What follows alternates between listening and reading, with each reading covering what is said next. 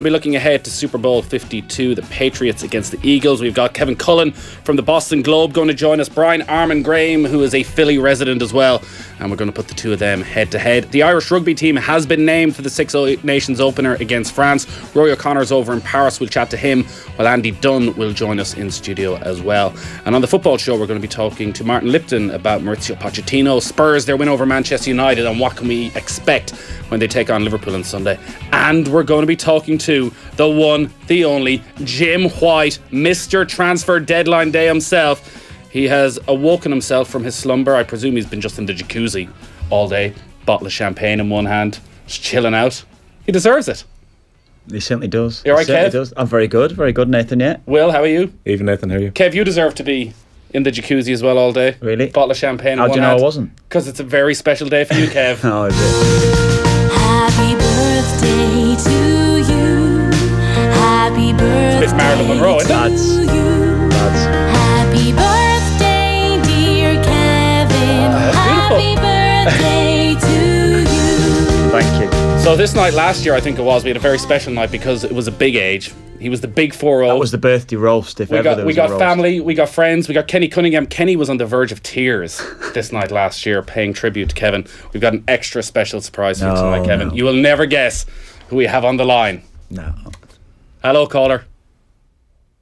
Oh no, sorry, we've nobody on the line tonight. Good. JP said, we're not even allowed to get him cake. JP, Scrooge himself, said no. Tommy Rooney got me a cake this morning. I was on the Keith Andrews show this afternoon. And what was it? It was called a Tinder something. A Tinder JP?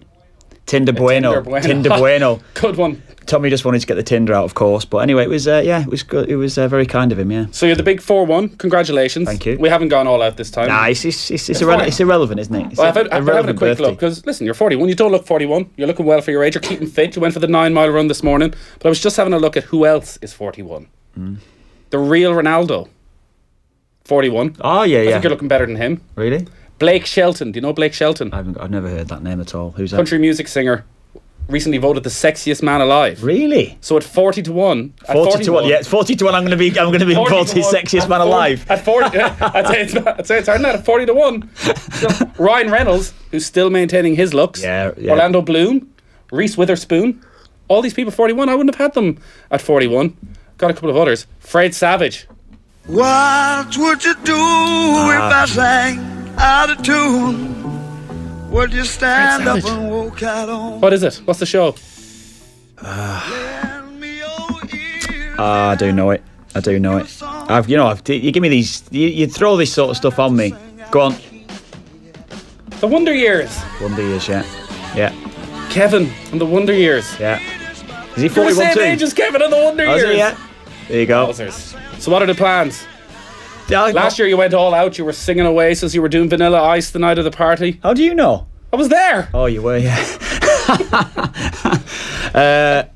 Yeah, not I could've just guessed. Quiet one. Yeah, you put guess it. You'd be fairly accurate. Just guess that every time. No, quiet one tonight. Very, very quiet. Might be a couple of beers afterwards. I went out with Dave last night. Had a beer with Dave. And literally, I suspect when you say you had a beer with Dave, you had a beer with it was Dave. single. I got down to the end of my drink, and Dave was like, obviously flexing the muscles at the bar. I was like, Dave, do you want another? No, Kev, no. Wasn't flexing the muscles to dip into the back pocket. Oh, we know Dave. No, it's none of that carry on. But no, that was quiet tonight. You know it is. Once you get past 20, it's all over, really. Really? Yeah. It's maybe 21. Isn't it? Well, you don't need to be celebrating birthdays after you've 20, do you, or 21? No. Well, you didn't say no last year when you had about 6 different parties for turning 40. But it's fine. One or two, yeah. You can get your texts in 53106. You can watch us on Periscope, on youtube.com/off the ball, on facebook.com/off the ball. Just leave a comment down here if you have any questions for the lad. If you want to wish Kevin a happy birthday, please do get in touch. Will is here as well, and you've got the team news. A couple of surprises. Yeah, we've got 3 Six Nation debutants, Nathan, on the Ireland starting team for Saturday's Championship opener away to France. Wing Jacob Stockdale, centre Bundy Aki and lock James Ryan have all been picked for the clash at the Stade de France. Head coach Joe Schmidt has been discussing why Ryan has got the nod to partner Ian Henderson in the second row.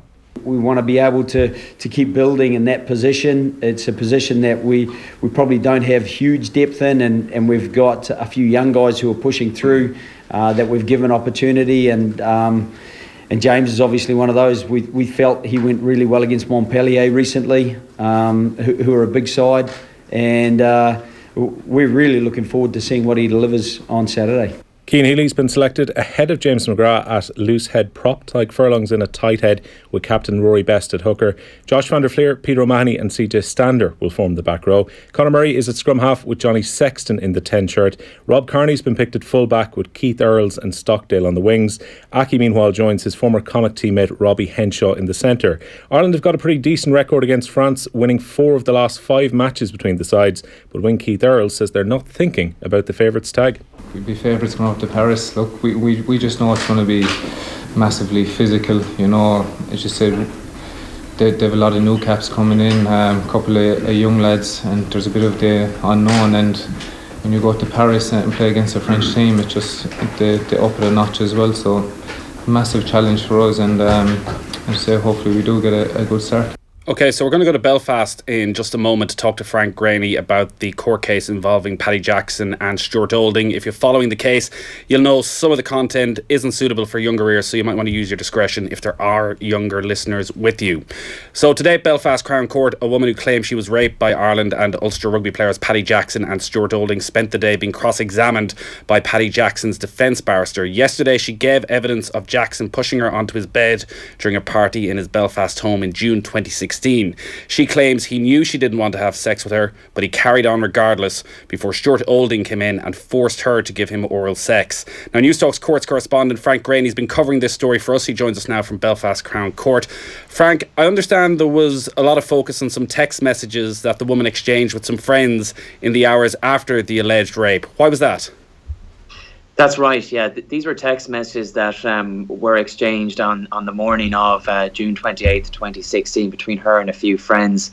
These text messages were read out, and the content, I have them here, where she had said to one friend that it was a general discussion about whether or not she should go to the police, and she was initially totally against going to the police and making a complaint against the men. And she said to her friend that it would basically be her word against theirs. She said they'll all have the same fabricated story about her being a slut who was just up for it. She told another friend that 9 out of 10 rapes don't get the guy done. And she told another friend that she also believed, and this was another reason she didn't want to go to the police, that she believed Ulster Rugby would vouch for the player's character and she'll just look like a stupid little girl. She said they won't be charged and she'll just have to go through the police interviews. Now, another reason that these messages were of interest to Brendan Kelly, who is the QC for Paddy Jackson, is because there was no mention of a woman walking in while the alleged rapes were taking place in Paddy Jackson's home in South Belfast in the early hours of that morning. And that was significant because we heard in the opening address by the prosecuting barrister Toby Hedworth that this woman will apparently tell the court that when she walked in, she felt she was after walking in on a threesome. She said the woman that was allegedly involved didn't seem like she was in any distress, and she's likely to tell the jury, we heard earlier in the week, that she didn't think that she had just walked in on a rape. Now, the reason that she was being probed by Mr. Kelly on that issue was she didn't say that to any of her friends. She was asked, why didn't she mention this woman coming into her friends? And she said that she felt she didn't have to give a blow-by-blow account of what happened. She said the fact that she'd been raped and the upset that it caused her afterwards was all she was talking to her friends about. But she was also asked why she didn't mention this when she was initially interviewed by the police. She had gone to the PSNI on the evening of June 29th, 2016. And when she was specifically asked if anybody had walked in, she said that there were no witnesses. And she was also asked why she didn't initially reveal the allegation against Stuart Olding.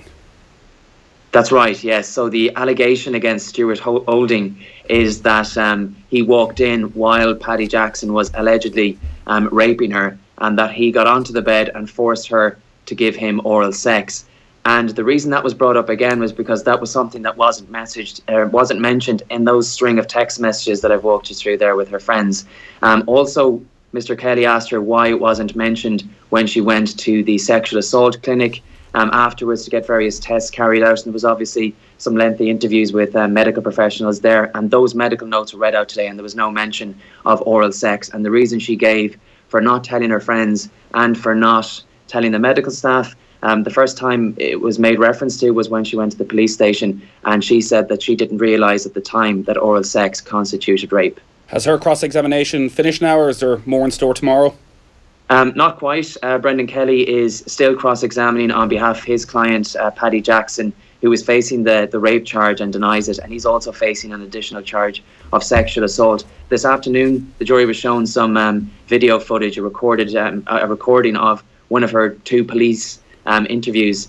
I suspect the second one will be shown to the jury tomorrow. Then Mr. Kelly will be given an opportunity to ask her a few questions before he wraps up. And then obviously the 3 other legal teams representing Stuart Olding and the other 2 men, Blaine McElroy and Roy Harrison, they'll also be given an opportunity to cross-examine the witness. So it's likely to take a few days yet.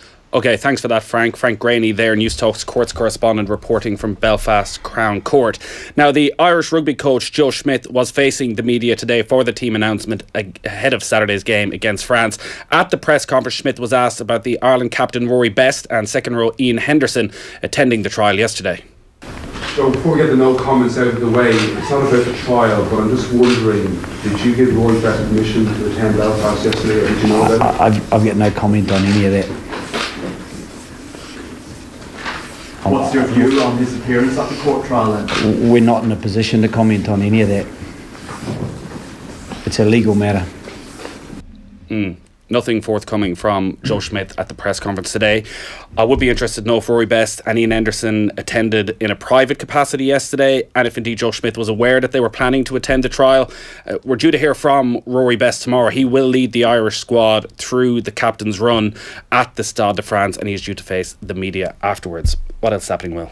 Well, the French team was named as well today, Nathan, ahead of that game on Saturday, and 2 surprises perhaps. 19-year-old out-half Mathieu Jalibert will make his debut for France. It's just 3 months after he broke into Bordeaux's first team in the top 14. New head coach Jacques Brunel has also handed a first start to fullback Geoffrey Police. Mesut Özil has signed a new contract finally at Arsenal. There was only about 5 months left on the deal he was going through. The Gunners say it's a long-term contract, but haven't revealed the length. It is understood, however, that the German World Cup winner has signed on till the end of the 2021 season. I was surprised to see some of the speculation around this, that it was just a short-term deal for Arsenal to protect themselves, that maybe they're not actually expecting Özil to stay all the way through to 2021. But would a player do that? There'd be no real benefit for Mesut Özil to sign this long-term deal, considering he could go for free during the summer. Well, I mean, first of all, it's a great contract from his point of view, isn't it? That's the thing. He's protecting himself a little bit to an extent. The club are protecting their own interests as well, so it probably works both ways from that sort of side. I don't necessarily see it as I doubt very much he's going to sign a contract with the view to leave in the summer. That's, you say, it's not in his interest, so there's no reason for him to doing it for him to do it. But I don't know. I've just got a feeling that he won't necessarily see the full contract out. I don't know. The part of me is just thinking, look, he signed a deal, yes, but if Arsenal are going the way that they're going next season, the way that they've gone this season, I think he'll be gone. And I know they've made a lot of changes and they've made new signings. There's not a huge amount from what we've seen this week to suggest next season will be very different. No. I almost feel as though Mesut Özil has become the football hipster's latest love child, that because he does have these moments of genius in games where he does control it, that everything else is then glossed over. You don't appreciate true talent. You know, you're the rough and tumble of the Premier League. What he brings is something different. Watch him against Swansea on Tuesday night. He was a bloody disgrace. Yeah, well, he does. He comes across as lazy at times. He does. You can't get away from that fact. He does. When Arsenal are out of possession, and we've seen him enough as well, Nathan. We've been at games. Anyone would have been watching him as well. When you're watching him from afar, even on TV, you can see he has spells where he switches off when you don't have possession. He's a perfect player if you were allowed 12 players on a team.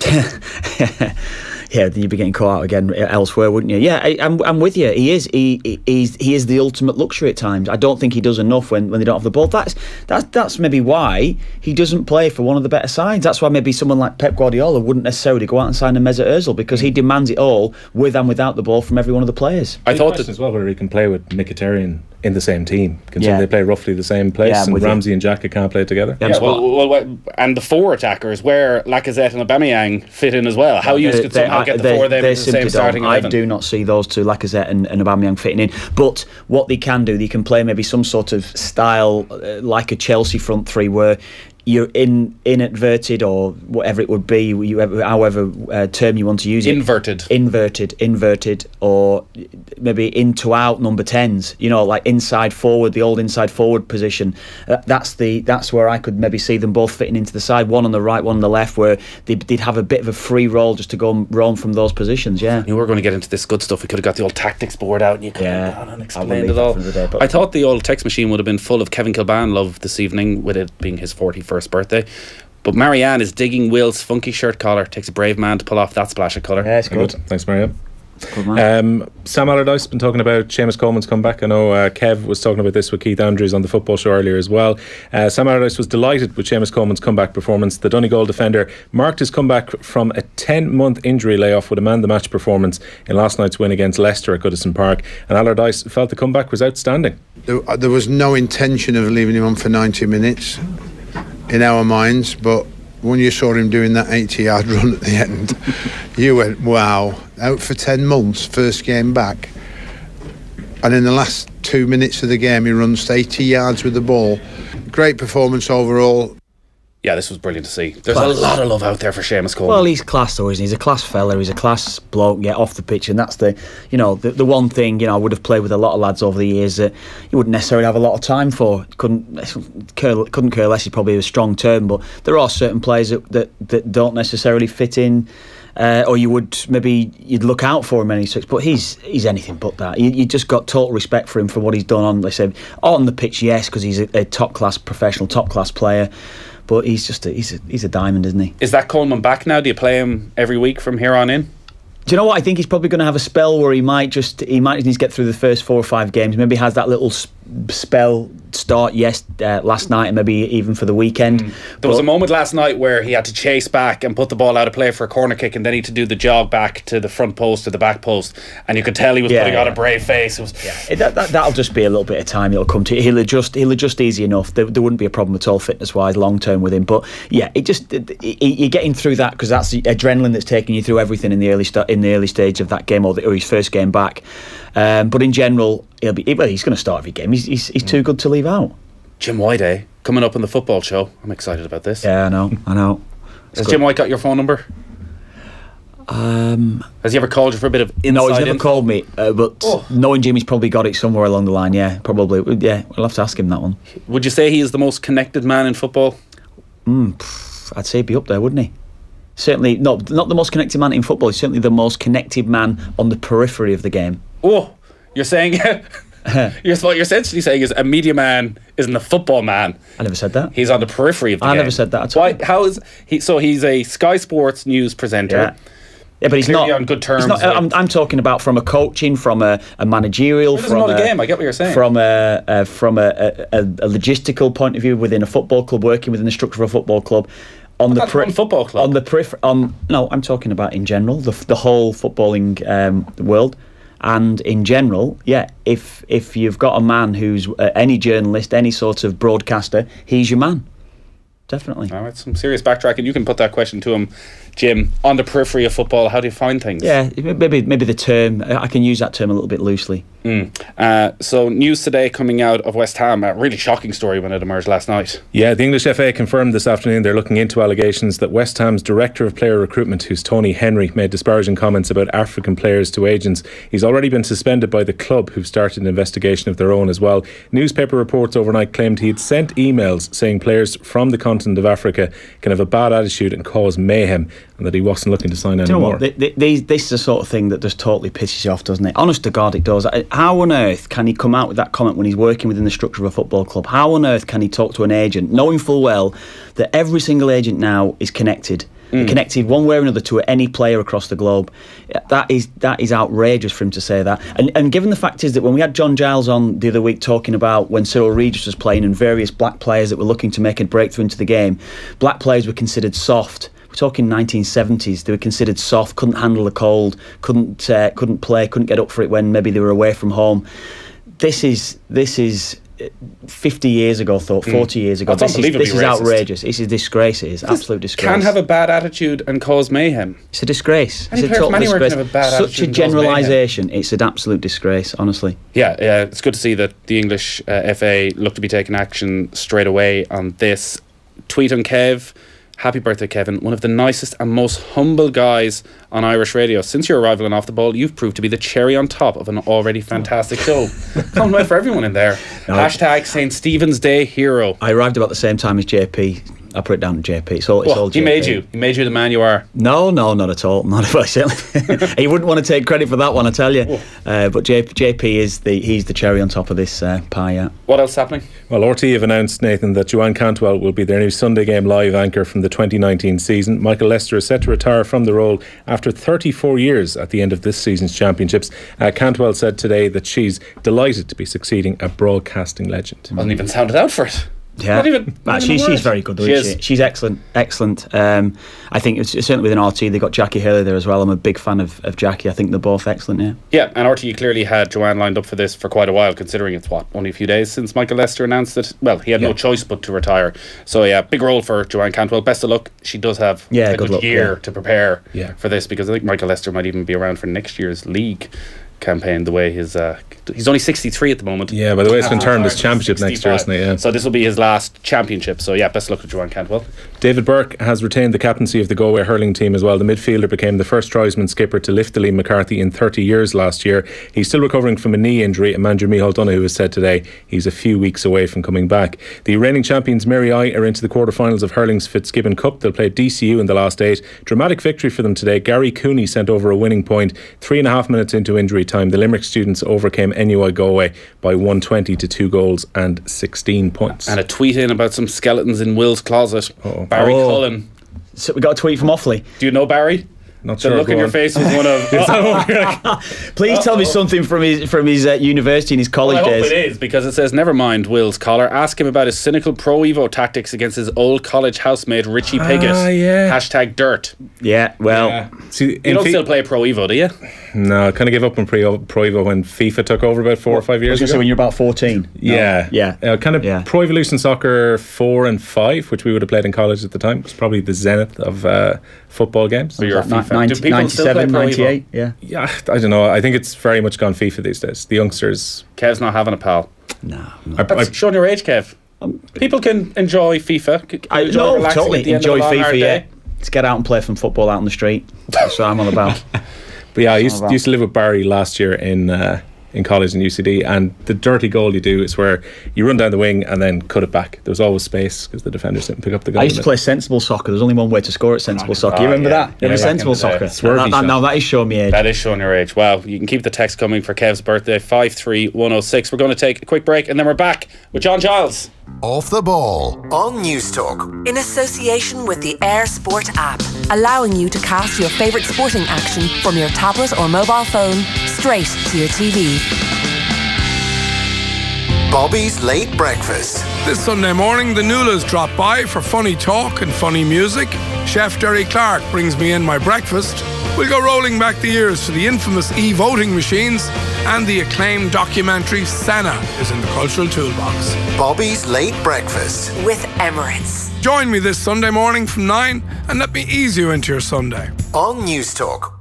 Answer the call of the wild and discover South Africa with GoHop. Venture out on safari to see the Big Five, get up close and personal with local tribes, or sit back and savour the local food and wine. Book your holiday to South Africa today. 7-night packages start from €1,999 per person to Cape Town with GoHop.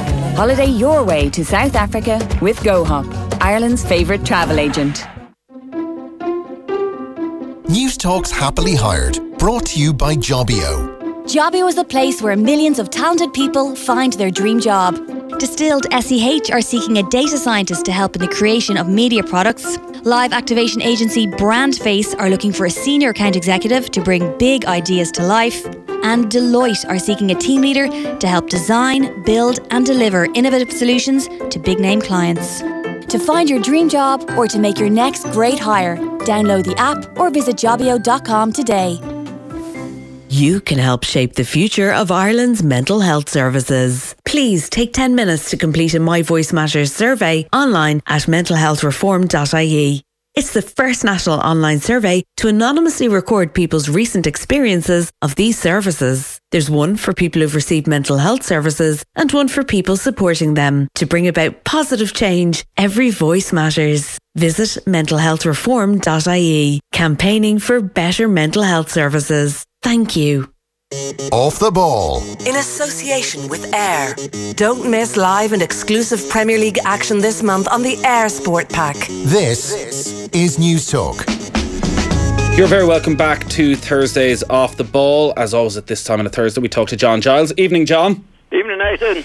So it's a huge week for Spurs. Manchester United last night, Liverpool at Anfield on Sunday, and it started, well, it couldn't have started in better fashion, a goal inside 11 seconds. To be honest, I couldn't believe the United team that went to Wembley last night with Matic and Pogba as the two central players, considering they'd had such success, maybe playing Herrera in there and not having so much responsibility on Pogba's shoulders, particularly with a front four of Martial, Lingard, Sanchez and Lukaku. Was Jose Mourinho too confident, too open last night?